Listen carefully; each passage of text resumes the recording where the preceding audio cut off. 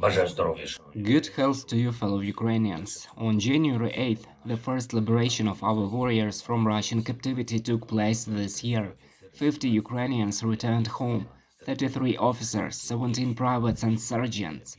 Among them are defenders of the Kyiv and Donetsk regions, Mariupol and the south of the country, soldiers of the army, National Guard, territorial defense, Navy, border guards. Our team works without a single break to free Ukrainians. I want to thank them once again. Budanov, Yermak, Maluk, Usov, Lubinets, and others. I'm especially grateful to those of our units who replenish the exchange fund. Everyone who captures the enemy on our land gives an opportunity to return freedom to some Ukrainians. I would also like to know the success of our air forces. Since the beginning of this day, 3 helicopters and also drones have been shot down. Well done, guys. Thank you for the consistent demilitarization of the aggressor state. The situation on the front line has not changed significantly in the first week of the year. Heavy fighting continues in the Luhansk and Donetsk regions. Every hot spot in these areas is well known.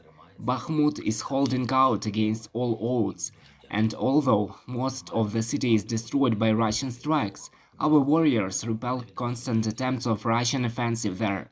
Soledar is holding out, although there is even more destruction there, and it is extremely hard.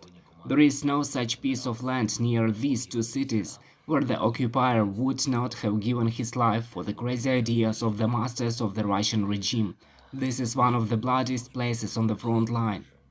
Commander of the direction, General Syrsky, visited the troops defending the outskirts of Bakhmut and Soledar.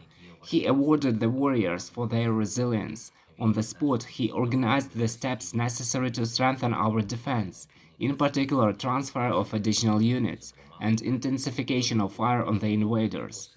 We should understand that all our positions, all our actions in defense are interconnected, and the resilience and effectiveness of actions at the front in general depends on the resilience and effectiveness of actions at each point of the front.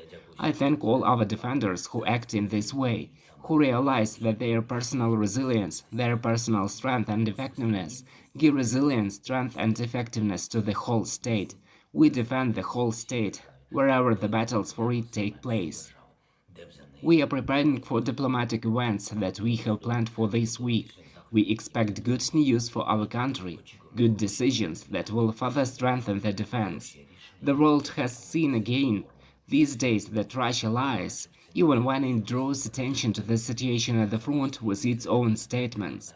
Russian shelling of Kherson with incendiary ammunition right after Christmas. Strikes on Kramatorsk and other cities of Donbass exactly on civilian objects and exactly when Moscow reported on the alleged silence of their army. More threats of Russian officials to Europe and the world.